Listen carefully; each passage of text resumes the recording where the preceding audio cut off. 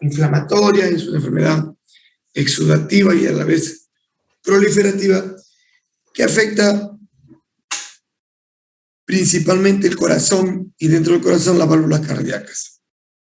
El diagnóstico principalmente es clínico, pero a la vez con la colaboración de hallazgos bacteriológicos en cultivos y también de imágenes mediante ecocardiografía que vamos más adelante. Está vinculado obviamente pues, a agentes infecciosos, principalmente bacterianos, estafilo, estrepto, y con menor frecuencia también pueden presentarse por hongos, riquecias, clamidias y algunos virus. Por eso es endocarditis infecciosa. La endocarditis se conoce desde hace varios siglos, se dice que en el siglo XVII, siglo XVIII ya fue reconocido como causa de muerte, una lesión en el corazón, y William Osler se enfocó en su estudio en el año 1800. Posteriormente, Virchow demostró la causa bacteriana de esta enfermedad. Y en ese mismo siglo se introdujo la técnica de los hemocultivos, entonces ya se iba avanzando en la medicina, y todos sabemos, un hito en la medicina fue el descubrimiento del antibiótico, la penicilina, en 1940, y con eso pues se redujo definitivamente la mortalidad de las enfermedades infecciosas. A partir de ahí hay un antes y un después en el manejo de las enfermedades bacterianas. Y en el año 1965 se realiza la primera operación valvular en un paciente con endocarditis severa, endocarditis grave.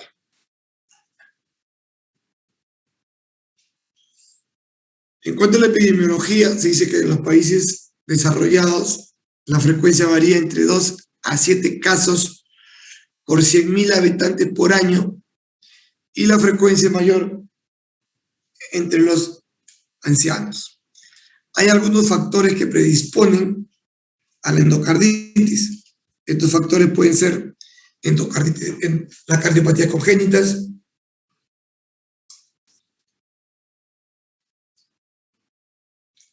el consumo de drogas por vía intravenosa, valvulopatías degenerativas, dispositivos intracardíacos, y en los países subdesarrollados la cardiopatía reumática crónica constituye también un factor de riesgos. De los casos de endocarditis, entre el 16 y el 30% se ubica en prótesis valvulares y el riesgo es mayor en los primeros 6 a 12 meses después de la operación.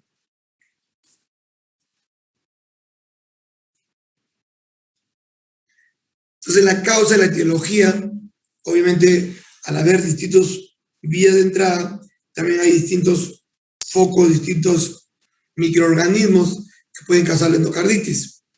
Tenemos en las endocarditis de válvulas naturales el Streptococcus viridans, el estafilococo, los microorganismos del grupo Hasse, como Haemophilus, Aggregatibacter, Actinomyces, Cardiobacterium, etc., que penetran en el torrente sanguíneo desde la boca, de la piel, o también vías respiratorias superiores.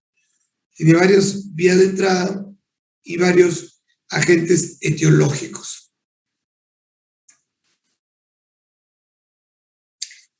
En las endocarditis de las válvulas nativas nosocomial, a menudo es causado por Staphylococcus aureus, que es uno de los más complicados, Staphylococcus coagulasa negativos y enterococos. Y su inicio puede ser tanto hospitalario como extrahospitalario en pacientes que han tenido contacto con hospitales en los 3 meses previos al inicio de la infección.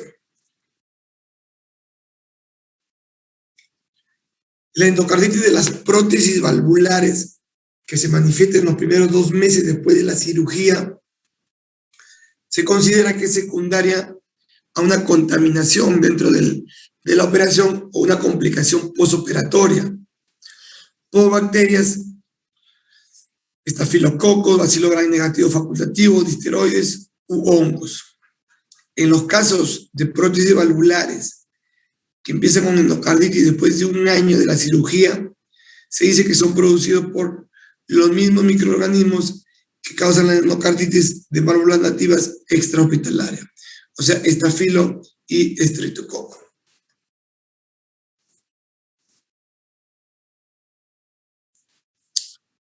La endocarditis en los toxicómanos, aquellos que se inyectan drogas intravenosas, la válvula principalmente afectada es la tricúspide, producida por Staphylococcus aureus, una cepa resistente a penicilina.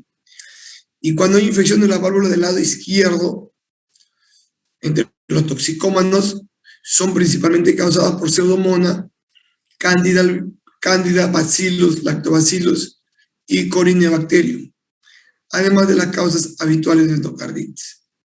Entonces, en los toxicómanos, tener en cuenta el Staphylococcus aureus.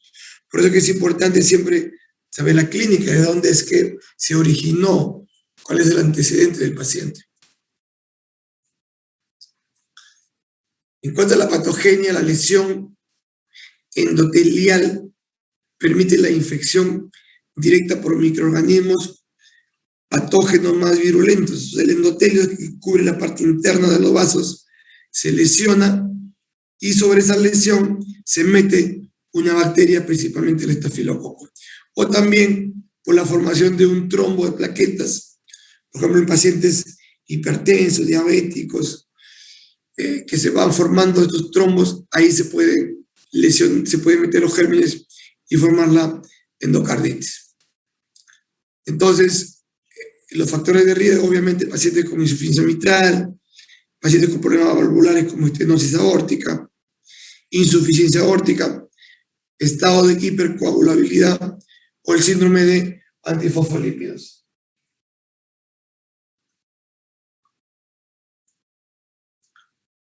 Después de entrar en el torrente sanguíneo, los gérmenes de los microorganismos se adhieren al endotelio a través de moléculas de adhesina.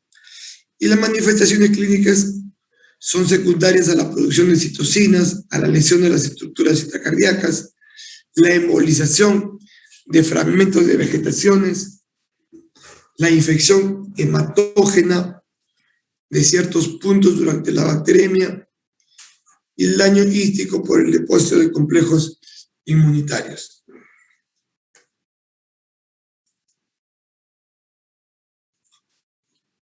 Más o menos, este es la resumen de la fisiopatología. Siempre hay factores hemodinámicos, pueden ser traumáticos directos, colocación de un catéter, un traumatismo, o presencia de inmunocomplejos, estado de hipercoagulabilidad, hay depósitos de fibrina, de plaquetas en el endotelio y causan la endocarditis trombótica no bacteriana, producen la vegetación y sobre ellos la bacteremia. Por el otro lado vienen los gérmenes, producto de traumatismo, drogadicción, foco séptico. Entonces viene la bacteremia y se junta sobre esa vegetación, sobre ese trombo, y se forma la vegetación séptica, produciendo todas las manifestaciones clínicas que vamos a ver más adelante. Esto es la endocarditis, es una vegetación séptica infecciosa en las válvulas del corazón, principalmente. El síndrome clínico es variable, abarca una gama, un abanico de posibilidades de manifestaciones. La evolución de la enfermedad depende en gran parte del microorganismo causal, estafilococos, estreptococos betamolíticos, neumococos, estafilococos. Por lo general se manifiestan en forma repentina, mientras que los estreptococos viridan o los enterococos se manifiestan de manera subaguda.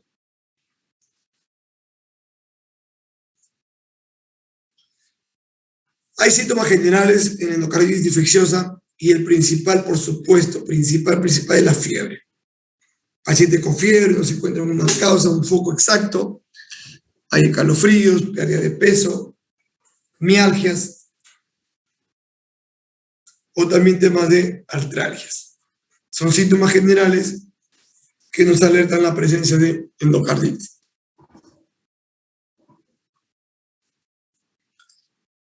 Dentro de las manifestaciones cardíacas, uno de los más importantes son los soplos cardíacos. Los soplos cardíacos tienen que ver con turbulencia a nivel de las válvulas, puede ser insuficiencias valvulares nuevos o que se acentúan y se empeoran y se van a escuchar en el 85% de los pacientes con endocarditis de válvulas nativas agudas. O sea, es una manifestación bastante frecuente. Por eso es importante el examen físico en estos pacientes. En una tercera parte de los pacientes puede aparecer insuficiencia cardíaca congestiva. Pacientes llegan con falla cardíaca, sin antecedente, con fiebre. Entonces, sospechar el cuadro de una endocarditis severa que ha llevado a la falla cardíaca. La extensión de la infección puede provocar formación de accesos perivalvulares que a su vez causan fístulas intracardíacas y pueden causar daño cardiológico, shock, arresto cardíaco.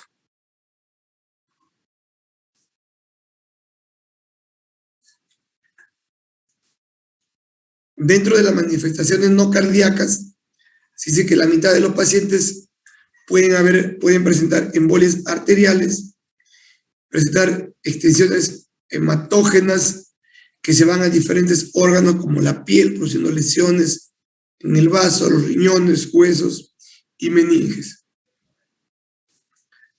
El riesgo de embolización aumenta con endocarditis por Staphylococcus aureus, presencia de vegetaciones con diámetro mayor de 10 milímetros y en infecciones de válvula mitral.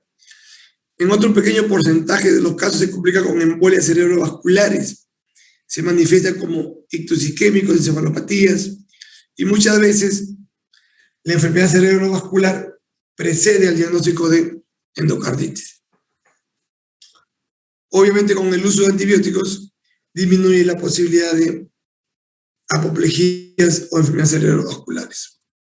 Otras complicaciones neurológicas pueden ser meningitis ascícticas o purulentas, hemorragias intracraneal por la rotura de un aneurisma micótico, dilataciones focales de las arterias en los puntos de la pared, infartos hemorrágicos, convulsiones, microaccesos, principalmente por Staphylococcus aureus.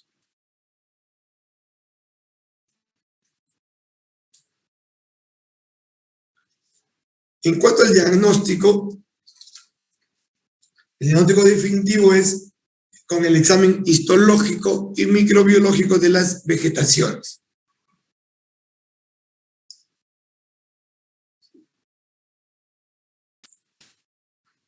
Ese es el gold estándar. El gold estándar es el estudio histológico de las vegetaciones.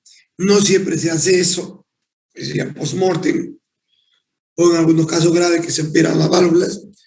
Por eso existen los criterios de Duque, que conocen mucho, constituyen un esquema de diagnóstico altamente sensible y específico, donde resaltan la bacteremia, los cultivos y los hallazgos ecocardiográficos. Entonces, para el diagnóstico clínico de endocarditis definitiva, es necesario contar con 2 criterios mayores, un mayor con 3 menores o 5 menores. Y para el diagnóstico de posible endocarditis, es necesario un criterio mayor y uno menor o 3 criterios menores. Vamos a ver los criterios de Duque. Entonces, estos son los criterios de Duque, criterios mayores y criterios menores.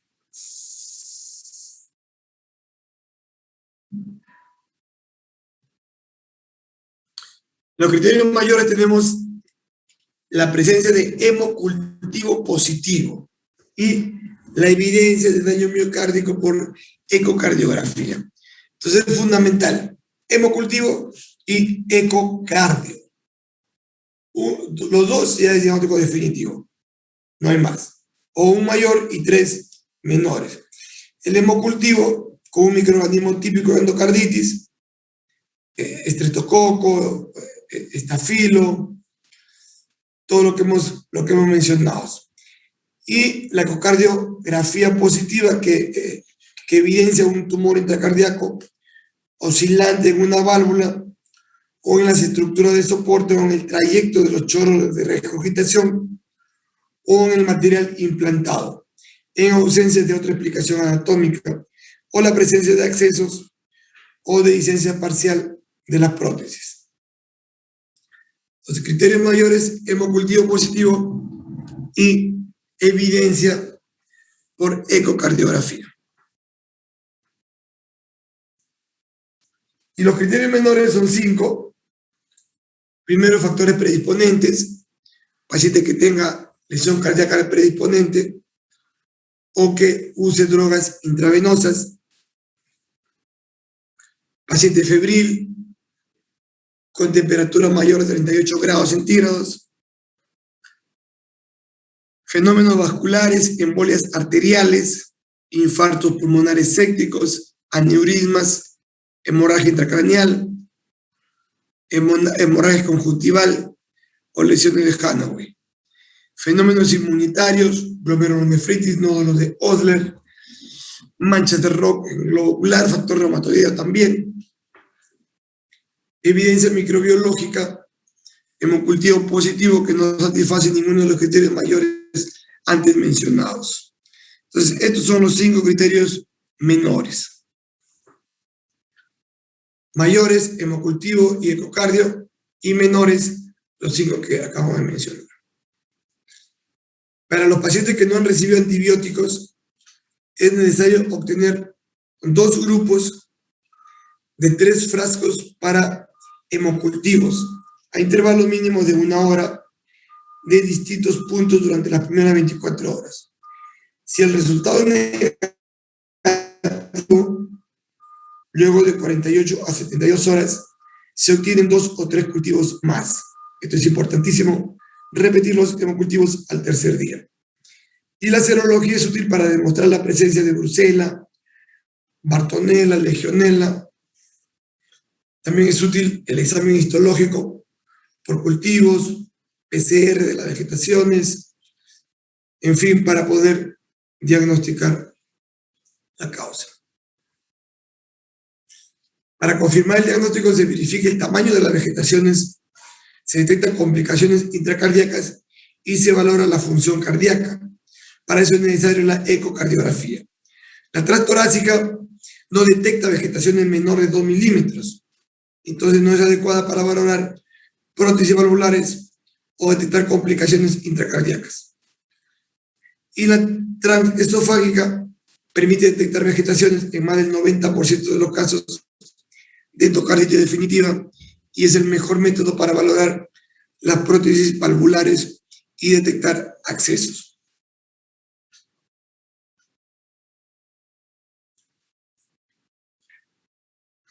En cuanto al tratamiento antimicrobiano, el tratamiento va a depender principalmente del germen. Si tengo un estreptococo sensible a la penicilina, podemos usar penicilina G.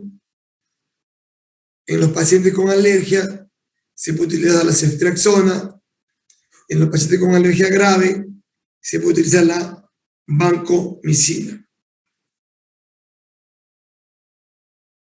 En los pacientes de prótesis hay que utilizar combinaciones de fármacos, cetria, magenta, por ejemplo.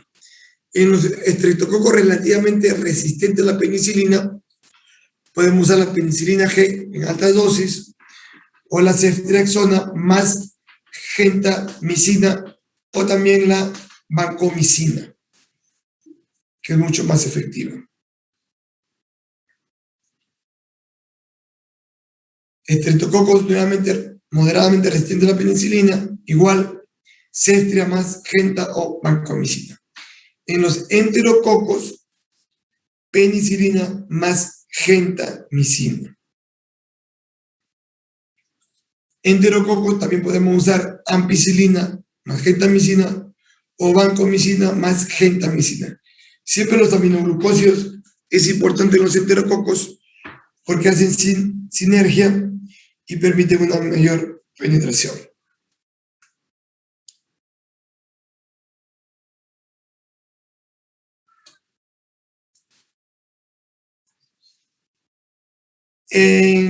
Cuando hay estafilococos, los estafilococos pueden ser de varios tipos, sensibles a la meticilina o resistentes a la meticilina.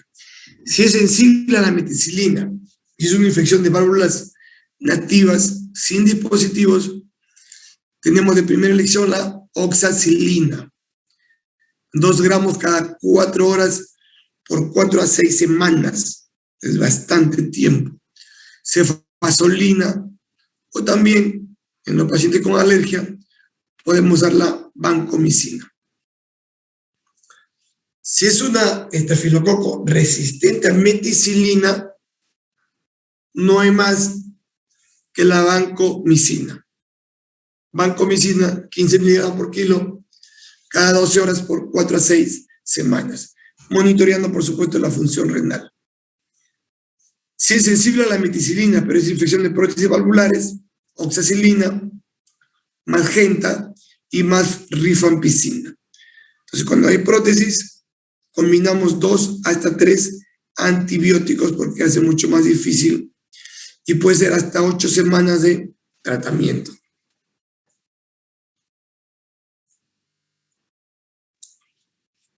Igual, si es estafilo resistente a meticilina de prótesis valvulares, vancomicina, magenta más rifampicina. Igual, por 6 a 8 semanas, excepto la gentamicina, máximo 2 semanas. En los microorganismos JASE que hemos mencionado, ceftriaxona o ampicilina. En algunos casos de endocarditis grave, es necesaria la intervención quirúrgica. No siempre, pero cuando hay una lesión severa con falla cardíaca o con infección que no cede, entonces la intervención quirúrgica es necesaria. ¿En qué casos? Cirugía necesaria para obtener un resultado óptimo. En casos de insuficiencia cardíaca congestiva, moderada o pronunciada por difusión valvular. Falló la válvula por falla cardíaca, se debe operar. Prótesis valvular inestable y con dehiscencia parcial. Esa prótesis está haciendo ahí un juego que está mal, entonces definitivamente tienen que cambiar. Una bacteriemia persistente a pesar del tratamiento óptimo con antimicrobianos. Manejo con antimicrobianos 2-3 semanas y me sigue saliendo bacteriemia positiva. Entonces, es indicación quirúrgica. Cuando hay falta de un tratamiento antimicrobiano eficaz, en el caso de una endocarditis micótica o por brucela, eso es complicado, intervención quirúrgica. En los casos de endocarditis de las prótesis valvulares por Staphylococcus aureus, con una complicación intracardíaca, también quirúrgico. Y la recaída de una endocarditis por prótesis después del tratamiento óptimo con antimicrobianos. Y en los cuales la cirugía es una opción importante para mejorar resultados, extensión perivalvular de la infección. En los casos de endocarditis por estafilococo de la válvula aórtica o mitral que no responde lo suficientemente bien, vegetaciones hipermóviles grandes con riesgo de embolia, fiebre inexplicable y persistente más de 10 días en una endocarditis de válvula nativa con cultivo negativo. Y endocarditis recurrente que no responde bien causada por enterococo altamente resistente a los antibióticos o por bacilos gram negativos. En algunos casos es importante administrar profilaxis contra la endocarditis antes de un procedimiento dental. ¿En qué casos? En los pacientes que tienen prótesis valvulares cardíacas. Hay que dar profilaxis antimicrobiana. En los casos de endocarditis previa, en los casos de cardiopatía congénita cianógena no reparada, incluidas derivaciones o conductos paliativos, cardiopatía congénita reparada por los primeros 6 meses después de la cirugía, cardiopatías congénitas reparadas de forma incompleta, con defectos residuales adyacentes al material protésico, o valvulopatía después de un trasplante cardíaco. Todas estas son indicaciones de profilaxis antimicrobiana antes de un procedimiento dental. ¿Qué regímenes antimicrobianos podemos usar? Amoxicilina, 2 gramos vía oral, 1 hora antes del procedimiento. Si no puede ingerir medicamentos, se puede usar la ampicilina, 2 gramos, intravenosa o intramuscular, 1 hora antes del procedimiento. Si es alérgico a la penicilina, se puede usar claritromicina o acitromicina, 500 miligramos vía oral, 1 hora antes del procedimiento. Cefalexina, 2 gramos, 1 hora antes del procedimiento. O clindamicina, 600 miligramos, 1 hora antes del procedimiento. Y si es alérgico a la penicilina con incapacidad para ingerir fármacos, ceftriaxona o clindamicina intramuscular o intravenosa 1 hora antes del procedimiento. Muy bien, jóvenes, esto ha sido todo por hoy, es un resumen, ustedes hay que leer más. Esto es básicamente para enfocarnos en cuanto al tema. Si hubiera alguna pregunta.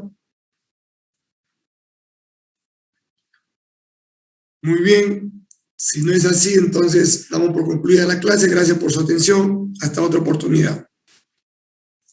Gracias, doctor. Gracias, doctor. Gracias, doctor. Mucho cuídense.